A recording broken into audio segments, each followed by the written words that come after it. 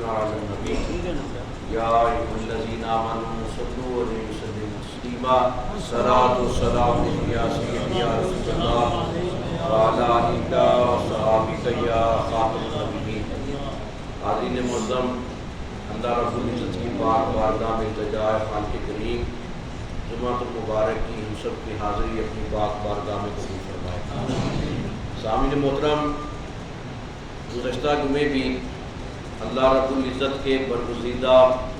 مقبول اور محبوب بندوں کے اوصاف جمیلہ کے بارے میں عرض کیا کہ خالق کریم اپنے جن مقبولان خدا بندی کو چن لیتا ہے، اللہ رب العزت ان کے وجود میں، ان کی ذات میں ایسی صفات پیدا فرماتا ہے کہ وہ پوری کائنات میں انفرادی عظمت و شان کے حامل بن جاتے ہیں۔ پوری کائنات میں اللہ رب العزت انہیں وہ جداگانہ رتبہ عطا فرماتا ہے کہ عام بندوں سے ان کا طرز حیات جو ہے ایسا بے مثال بن جاتا ہے کہ وہ زمین پر بھی بے مثال، آسمان پر بھی عظمت والے، عرش پر بھی ان کا چرچا، فرش پر بھی ان کی عظمت و شان کا چرچا۔ اور انہی اللہ رب العزت نے اپنے پاک بندوں کی توقیر اور عظمت کے بارے میں قرآن مقدس میں ان کی صفات جمیلہ کو بیان فرمایا۔ وعباد الرحمن الذین یمشون علی الارض ہونا واذا خاطبهم الجاہلون قالوا سلاما، کہ یہ رحمان کے بندے، اللہ رب العزت نے اپنی صفت رحمان کو اس مقام پر ذکر فرمایا، اور ذکر فرمانے کے بعد اپنی عظمت اور اپنی محبت کا اظہار اپنے بندوں کی شان کے ذریعہ سے فرمایا کہ میرے بندے، رحمان کے بندے جب بھی زمین پر چلتے ہیں عاجزی کے ساتھ چلتے ہیں، محبت کے ساتھ چلتے ہیں، خشیت کے ساتھ چلتے ہیں، اور جب بھی کوئی جاہل ان سے مخاطب ہوتا ہے وہ اس کی جہالت کو دیکھ کر دور سے ہی اسے سلام کرتے ہیں، اس کی بات پر توجہ نہیں دیتے۔ والذین یبیتون لربہم سجدا وقیاما، یہ وہ پاک ہستیاں ہیں کہ جن کی صبح اور شامیں، جن کی راتیں جو ہیں یا رکوع سے مزین رہتی ہیں یا سجدوں سے آباد رہتی ہیں۔ یہ ان کا مقام، یہ ان کی خصوصیت، یہ ان کا وقار اللہ رب العزت نے اپنی عبادت کے ساتھ مشروط قرار دیا کہ جو میرے بندے ہیں، جو رحمان کے بندے ہیں، جنہیں میری ذات کے ساتھ ایسی محبت ہے کہ ان کا تن من دھن سب کچھ میری بارگاہ میں نثار ہے، میں اللہ ہو کر یہ اعلان کرتا ہوں جب بھی تم انہیں دنیا میں دیکھو گے، زمین پر چلتے پھرتا دیکھو گے، عاجزی کے ساتھ دیکھو گے۔ یہ وہی عاجزی ہے، یہ وہی محبت ہے، یہ وہی عقیدت ہے جس کے بارے میں حضرت سیدنا امام الاولیاء حضرت مولا علی پاک جب آپ قرآن مقدس میں یہ آیت مبارکہ پڑھتے، آپ لوگوں کو اکٹھا کر کے یہ فرماتے، اے لوگوں،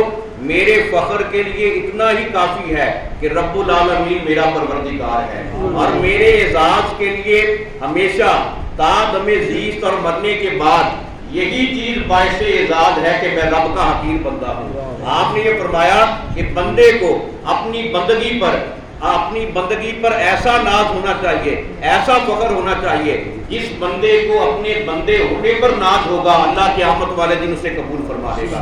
اور پوری مخلوق کے لیے رحمت کی عام تجلی ہوگی۔ جس بندے کو اپنے بندے ہونے پر فخر ہوگا اس کے لیے رحمت کی خاص تجلی ہوگی۔ گویا یہ بندہ ہونا، یہ اللہ کی بارگاہ میں عاجزی پیش کرنا، یہ انکساری کا پیکر بننا، یہ محبتوں کا خراج اللہ رب العزت کے دربار میں ہماتن گوش پیش کرنا، یہ ایسا عظیم عمل ہے۔ حضرت سیدنا داؤد علیہ السلام، آپ کے بارے میں آتا ہے کہ آپ جب دریائے نیل کے کنارے بیٹھ کر جب آپ زبور شریف پڑھا کرتے تھے، جب اس میں اللہ رب العزت کی خشیت کا، اللہ رب العزت کی محبت کا، اللہ کی اطاعت کا جب ذکر آتا تو آپ کی آواز اتنی رکت والی بن جاتی، اتنی خشیت والی بن جاتی۔ یہ تاریخ میں بات ثابت شدہ ہے، اور امام فخر الدین رازی نے بھی اسے بیان فرمایا کہ حضرت داؤد علیہ السلام ادھر زبور شریف پڑھتے،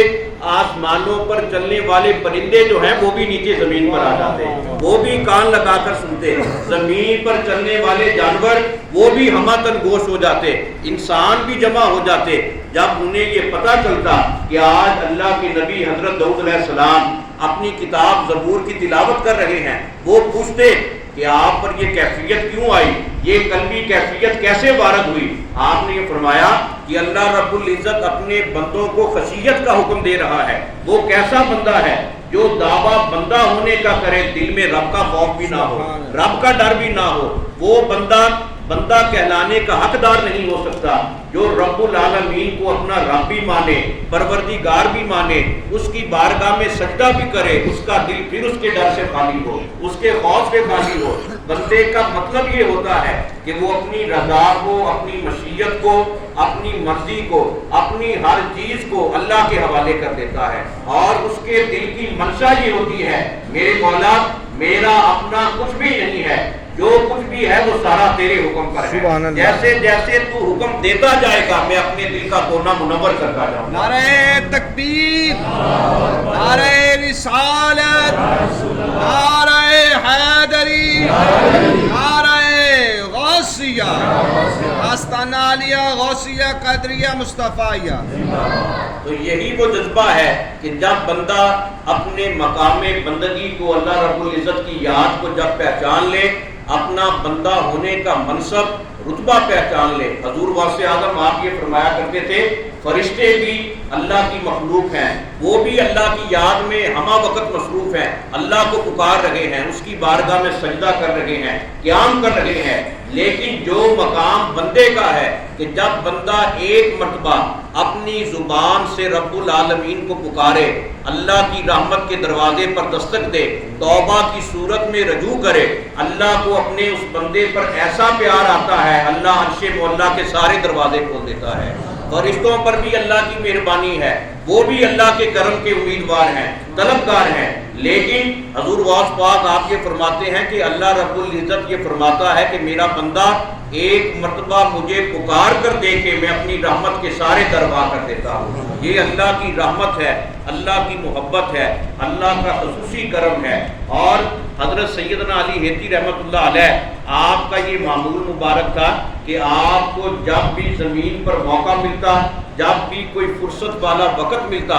آپ ہمہ وقت اللہ کی بارگاہ میں نوافل میں مصروف ہو جاتے۔ لوگوں نے یہ پوچھا کہ آپ ایسا کیوں کرتے ہیں؟ آپ نے یہ فرمایا میں یہ چاہتا ہوں کہ زمین پر میرا کوئی بھی لمحہ جو ہے وہ اللہ کی یاد سے غفلت میں نہ گزرے، اس لیے کہ ادھر میں غافل ہوا ادھر اللہ نے اپنی رحمت کا دروازہ بند کر لیا، اور غفلت یہ دنیا میں سب سے بڑی سزا ہے۔ اور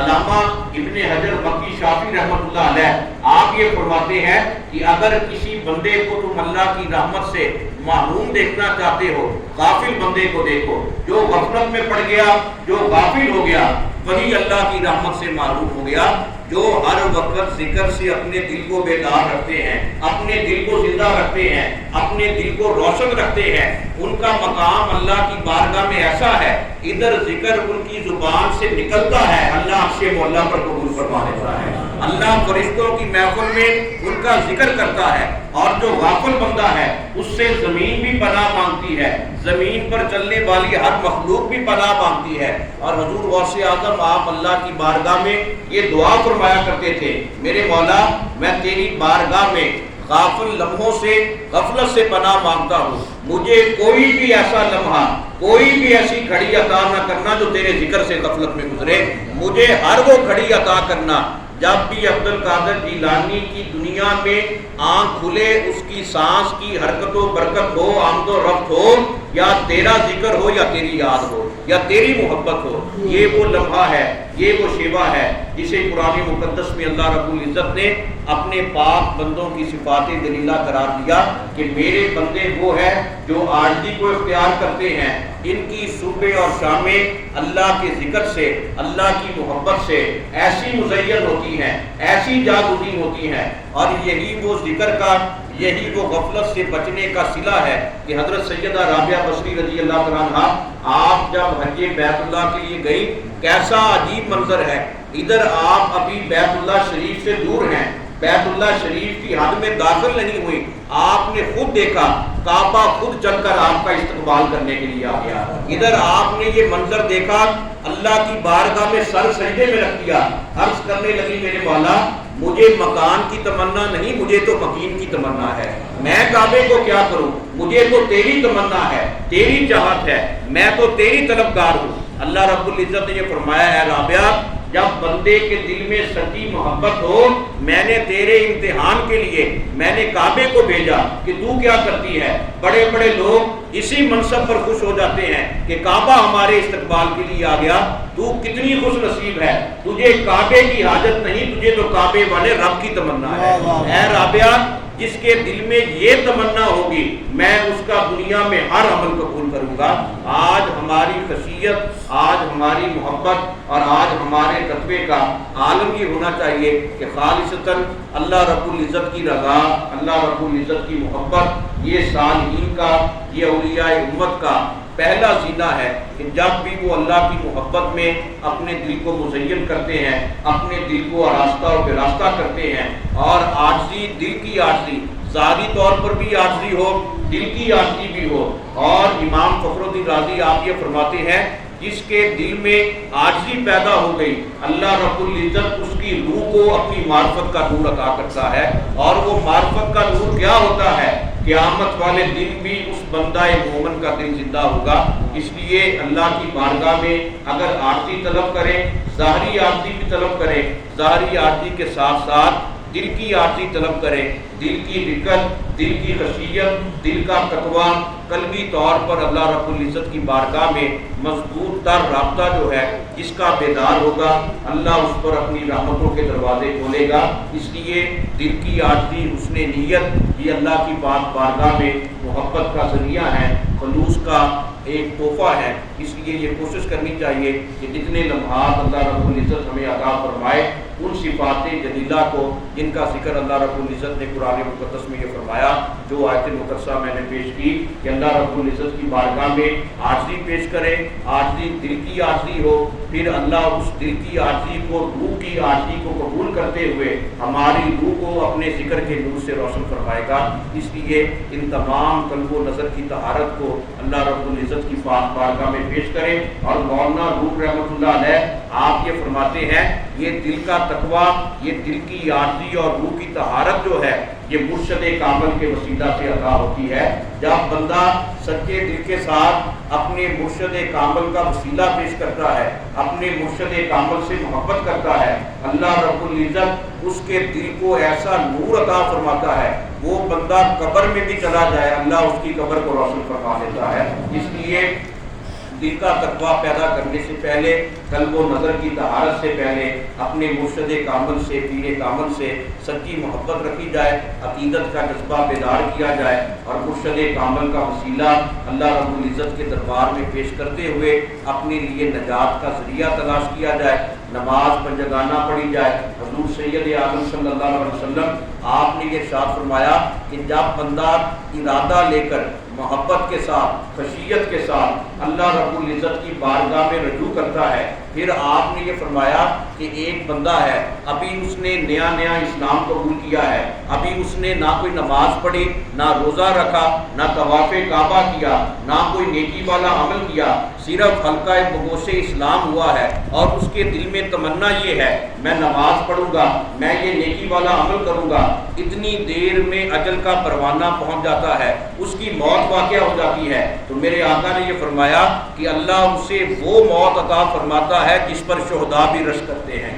صحابہ نے عرض کی یا رسول اللہ صلی اللہ علیہ وسلم یہ مقام اسے کیسے ملا؟ میرے آقا نے یہ فرمایا یہ اس کے دل کا تقویٰ ہے، دل کی محبت ہے، ادھر اس نے کلمہ پڑھا، حلقہ بگوش اسلام ہوا، دل میں یہ تڑپ تھی کہ میں اللہ کو پکاروں، میں نماز پڑھوں، اس کی بارگاہ میں سجدہ کروں، قیام کروں، اس کے گھر کا طواف کروں، اللہ نے اس کا یہ عمل قبول فرما لیا اور اسے وہ موت عطا فرمائی، قیامت والے دن شہید بھی اس کے مقام پر فخر کریں گے۔ تو یہ ہے وہ نیت، یہ ہے وہ نیت کا جذبہ۔ جب بندہ اپنی نیت کو پاک کر لے، اپنے لیے حسن نیت کا اہتمام کرے، پھر اللہ رب العزت اپنی بارگاہ میں بندے کو شرف قبولیت سے نوازتا ہے۔ اس لیے اپنے مرشد کامل کے وسیلہ سے اللہ رب العزت کی پاک بارگاہ میں اپنے گناہوں کی معافی مانگنی چاہیے، توبہ استغفار کرنا چاہیے، اپنی عاجزی اور انکساری کو اللہ رب العزت کے دربار میں پیش کرنا چاہیے، اور اپنی صبحوں اور شاموں کو اللہ کے ذکر سے،